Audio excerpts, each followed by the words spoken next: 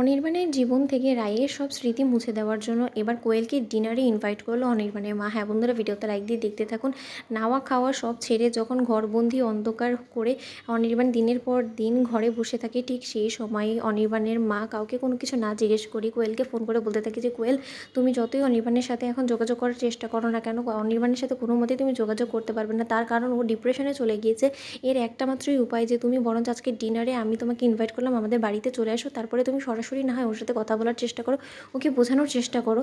যে তোমার ইম্পর্টেন্সটা কত ওর লাইফে, ওর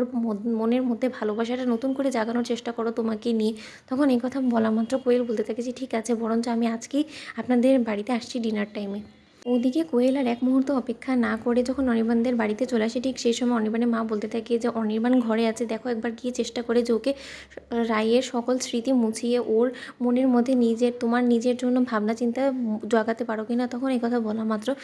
কোয়েল বলতে থাকে যে আমি চেষ্টা করব যাতে আমি আমার ভালোবাসাটাকে আরও একবার ফিরে পাই আমার কাছে। ওদিকে অনির্বাণের কাছে যাওয়া মাত্রই অনির্বাণ কোয়েলকে রাই ভেবে জড়িয়ে ধরে বলতে থাকে যে রাই, তুমি এসেছো, আমি ঠিক জানতাম যে তুমি আমাকে এরকম করে নিজের কাছ থেকে দূরে কোনো মতেই রাখতে পারবে না, তুমি ঠিক আমার কাছে ফিরবে, দেখেছো তো আমি যেটা ভেবেছিলাম সেটাই সত্য হয়েছে। ওদিকে কোয়েলও আর নিজের পরিচয়টা কোয়েল বলে না দিয়ে রাই সেজে অনির্বাণকে জড়িয়ে ধরে বলতে থাকি যে আমি তোমার কাছ থেকে কী করে নিজেকে এতটা দূরে রাখবো বলো তো, আফটার অল আমি তোমাকে এত ভালোবাসি, তুমি তো আমাকে মাঝখানে ভুলে গিয়েছিলে, তুমি যে আমাকে আবারও এরকম করে আঁকড়ে ধরে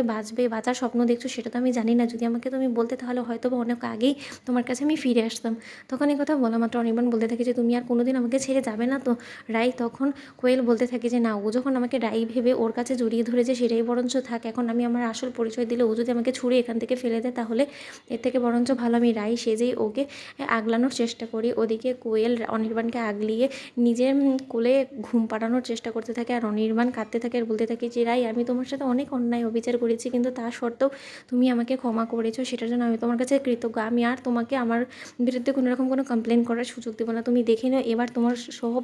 ইচ্ছে আমি পূরণ করব, তোমার সব দায়িত্ব আমি নিলাম রাই। ওদিকে কোয়েল বলতে থাকে যে এরকম করে একটু একটু করে আমি তোমার মনে জায়গা করে নিব, আজকে তো মাত্র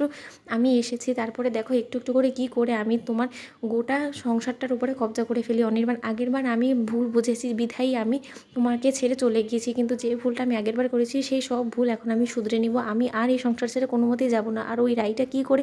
আমার কাছ থেকে আমার বর এবং আমার সংসারটাকে ঘিরে নেয় সেটাই এবার আমি দেখব। ওদিকে অনির্বাণের মা যখন দেখে যে অনির্বাণ এবং কোয়েল একে অপরের কাছাকাছি আছে, ঠিক সেই সময় অনির্বাণের মা অনির্বাণের বাবার কাছে গিয়ে বলতে থাকে দেখেছো তো, ঠিক এই জিনিসটাই আমি চেয়েছিলাম যে কোয়েল যাতে অনির্বাণকে সামলে নেয় আর অনির্বাণের জীবন থেকে যাতে ওই রায়ের স্মৃতিটুকু সব কিছু মুছে যায়। তো বন্ধুরা, ভিডিওটি ভালো লেগে থাকলে অবশ্যই লাইক কমেন্ট শেয়ার করে সাবস্ক্রাইব করতে ভুলো না।